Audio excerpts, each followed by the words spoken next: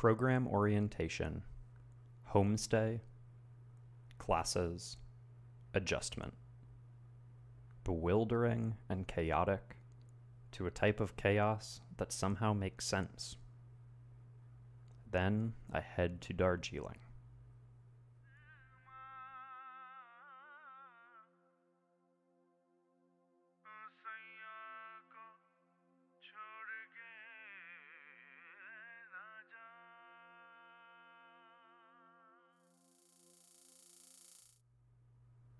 Conducted study project inspired by biodiversity and its connection to local religious traditions.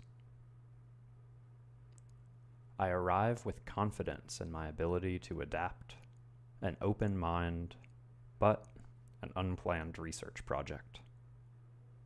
Feels like a different country.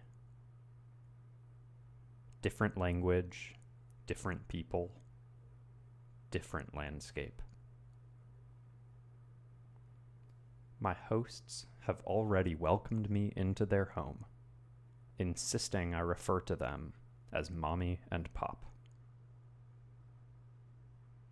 I'm living in the best possible location for my studies, with the head of an organization working directly with the Himalayan tribal group that I am studying. My host father has invited Gyanendra, a PhD student who is to be a primary informant, but I'm not feeling prepared. Excited he is willing to work with me, but not ready to strain to understand new accents and to schedule interviews. I still don't know what I'm studying. I begin each step of the research apprehensively, feeling like I need time alone to allow myself to acclimate to this new area. Time to explore without a research agenda. Gyanendra ensures I've scheduled interviews and takes me to rituals performed by the people of the group I'm working with. I go about my fieldwork, wishing I could call it off for a day. Then I realize how wonderful it is to be in this phenomenal place, and that I'm not necessarily going to understand everything about the people I'm studying.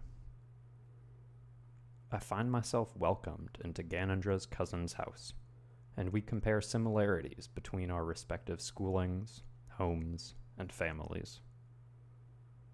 Visiting a nearby tea-producing town, I marvel at views just beyond the backyard of a humble hillside home. A backyard? This pattern continues.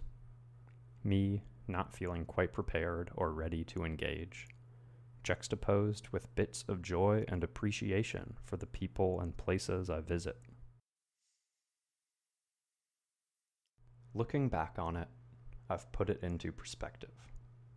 As study abroad scholarship suggests, students reacting to a new culture with a base of familiarity are more likely to enjoyably engage with people and places while abroad.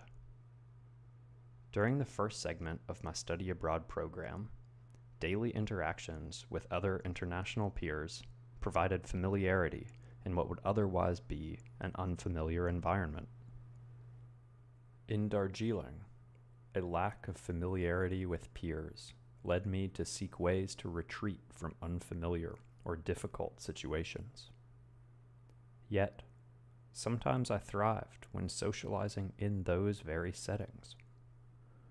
The warmth and hospitality of the communities I visited outweighed my difficulties with adapting and my unpreparedness. The ways I acted during my month in Darjeeling were all part of my process of experiencing a new setting, and I now realize it's foolish to think Darjeeling wouldn't have been challenging. Despite the trying times, I'm glad I stepped away from the relative comfort and familiarity I had among my peers. The moments of connection, appreciation, and awe made it all worth it.